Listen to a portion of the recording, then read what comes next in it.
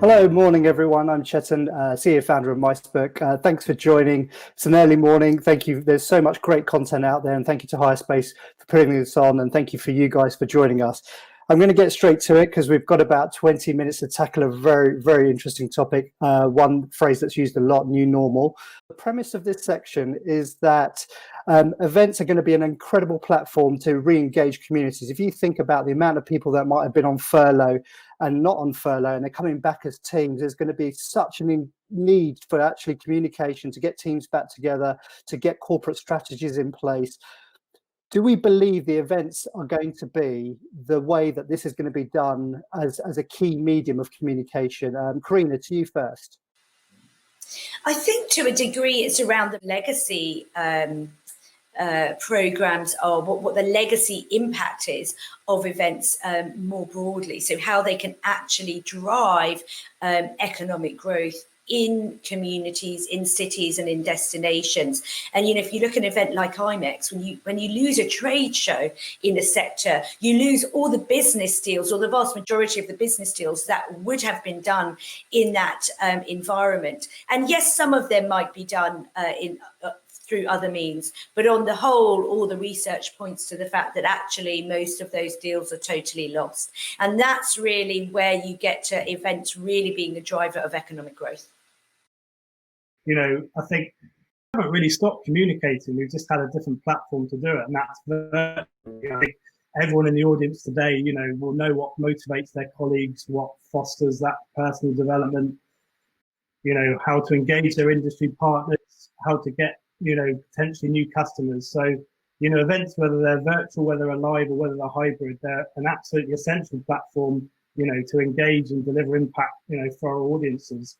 But I think, when we talk about returning to live, which I think all of us absolutely can't wait to happen, there's some clear obstacles we need to sort of resolve. But, before COVID hit, all we talked about were things like the experience of events, how to, implemented across meetings, conferences, trade shows, product launches. And we will absolutely return to that platform. It would just be very different. And specifically to Carina's point, I think IMEX have done a brilliant job as well, how they've convened different people from across the political spectrum to really highlight the importance of business events and how they go much deeper than just really bums on seats. When we talk about things like London Tech Week, for example, in 2019, we had 38,000 people across 300 different types of events. It's us as a city, a great way for us to bring different tech leaders together, to bring potential new startups together, to introduce people, to facilitate those business relationships. So it goes far beyond, volume of people joining an event. It's all about, foster sector growth, job creation, trying to attract foreign direct investment that benefits London and the UK, and also have a positive impact. A lot of these brilliant events do have strong positive initiatives that really help local neighbourhoods in London and, of course, other cities around the world. These are going to be absolutely key for communications to getting organisations back on track on strategy.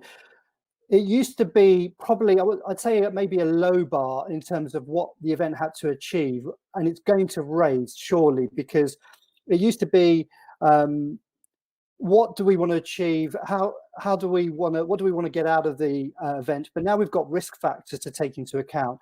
And we're weighing up people's travel, whether they're going to be at risk of getting COVID. So there's going to be a lot more scrutiny about why run an event.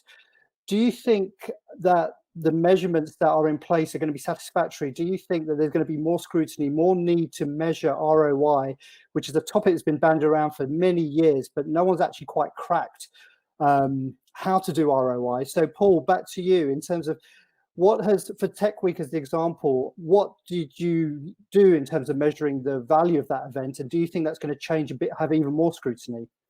Well, I think, broadly speaking, any crisis, new innovations, new learnings, new processes, more scrutiny comes. That's just a matter of course. And I think, events will absolutely be more scrutinized. And I think, the tricky thing for events is, often it's, the events industry is orientated around business confidence and, perhaps those sensitivities around perception. But, like with London Tech Week as an example, yes, we talk about numbers, we talk about how many events, we talk about which subsectors are represented. the representation of international delegates, in terms of what potential needs we have for foreign direct investment of businesses looking to set up in London, and in turn what that means in terms of job creation. We look at what policy impact studies come out of it and how we're supporting startups. So there is quite a specific matrix of what we look at to really judge the importance of it. And frankly, that's why we keep supporting it. That's why our commercial partners with this event, Informa, do a really good job, Informa Tech. And yes, this year is more challenging given the actual situation. We're going to have London Tech Connects and the initial dates in June, and then larger, weaker activities in September.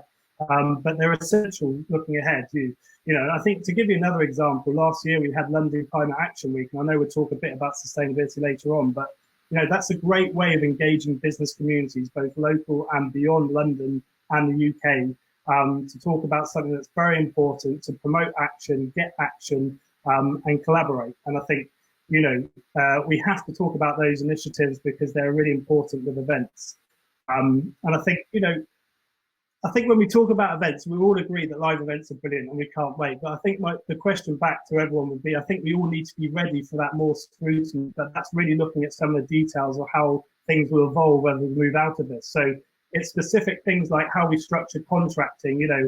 Do we have that clear definition now of things like force majeure, or what does that even mean? Do we get rid of that completely and have a lot more clearer terms and conditions? How payments evolved, how we have virtual contingencies in place, if there's a minimal standard of sanitation. I think we really need to look at those things in terms of how we navigate so we can have direct answers, some more of that scrutiny. And also the audiences that come to IMEX, the event planners, do you think they will have to have a different approach to events and start with the measurement first? Do you think there's going to be way more scrutiny for them as well? I think to a degree it's around the professionalisation of our industry and the events industry, which was starting to a degree, with event planners really having to go back to what are the objectives of why they're doing an event. And of course that wasn't happening everywhere, but that was happening to a large degree in many businesses, and that's how it should be. It's not about just putting on the event for the sake of it and because it's nice food and you're bringing people together. But those really professional event planners, whether they were in agencies or whether they were in corporations, were working at the heart of their businesses to say, what are the objectives of the business and what is the best way for us to deliver that? What's the best channel? And what was happening was events were coming out on top as the best channel to deliver those objectives. And I think all event planners have to go back to that, and those that weren't doing that originally will definitely have to do that. So, the question is, what are you trying to achieve and what's the best way to do that? Clearly, an in-person event is a more engaging and going to, for most instances, be more successful, I think, than a virtual event. But there might be places where people believe virtual events can replace some of the events that they were doing. And so I think to retain value in our industry, yes, we're going to have to go right back to basics in terms of looking at those objectives, looking at the outset of what the ROI should be, and then building an event and a channel strategy, really, that makes sense for those objectives. But I certainly think having a real focus on just beyond those basic numbers is very important. And what IMEX does, what London Tech Week does, is really look at that wider impact that events have on the broader economy. And I think that's going to be crucial for us to get the government backing and to get industry backing. Do you think those event planners that possibly listen today, the venues even, do you think that they will need a different skill set in terms of proposing why run an event, putting more detail into the outputs of the event, and then putting into place more measurements of what that event might deliver? I mean, so back to the kind of topic at heart, it's ROI. It's quite difficult to measure. There's a lot of soft metrics that can be gauged. There's a lot of surveys, but the hard data, for you guys, I think it's possibly easier. But for the girl who's doing a conference for 100 people for a client, what do they need to do differently? Paul, is there anything at the moment you think I mean, it's a really hard question, but anything you could think of? Well, there are out there, but I think, I think a really important point with this is that, you know, if companies do have the investment and the ability to use an agency, you know, we have some of the best event agencies here in the UK, not only the most creative, but, you know, arguably also some of the most professional, and they have some brilliant matrix that you can apply to your event to really showcase that ROI. So, you know, it's a really fundamental part of our industry, the third parties, the intermediaries, and they are experts to absolutely help with that. I think in terms of upskilling, I think all of us, you know, every side of the chain will have to evolve and upskill certain areas. And it's looking at things like biosecurity and how we include that now into, you know, our budgeting, you know, how we understand cybersecurity if we have much more digital or tech input to our events to make it more hybrid, or certainly have a strong input to amplify it. But there are ROI platforms out there, you know, several different agencies, different ones, different corporates. But I think to Carina's point, it all comes back to what are your objectives? You know, you're trying to communicate, you know, your brand, your sales messaging, you know, foster staff retention, you know, what are your key objectives? And then align it to that, because every company's know what buttons are pushed well and what, you know, delivers the best success.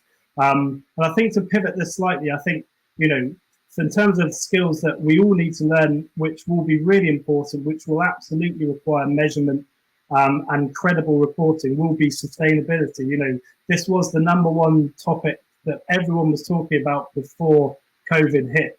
And, you know, we've got a great opportunity now to really have specific measurement tools, benchmarking, those credible toolkits where we look at our carbon footprint or food waste. I think all of us would definitely need to get involved with that, whether you're a venue, whether you're a supplier, whether you're an organizer, because that, I think companies will look for some kind of more specific, detailed measurement tool.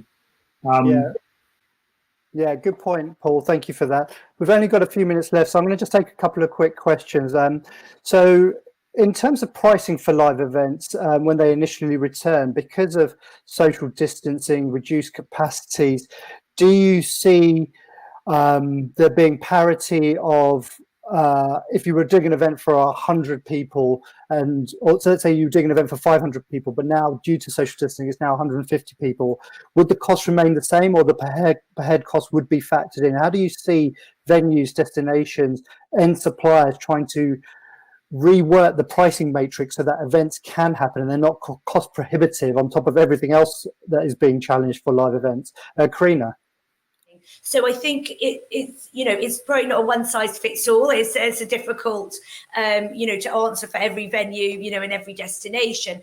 But at the end of the day, I think organisers and venues and destinations, if we want this business to carry on and be successful, we're going to have to work together. It can't all be on the venues or destinations, and it can't be all on the organiser either. So we are going to have to work together. There is some precedent if you look at the measures and extra measures that a lot of venues and destinations had to put in around terrorism and security a few years ago, and that increased costs. And so there is sort of precedent for venues and organisers working together in that light.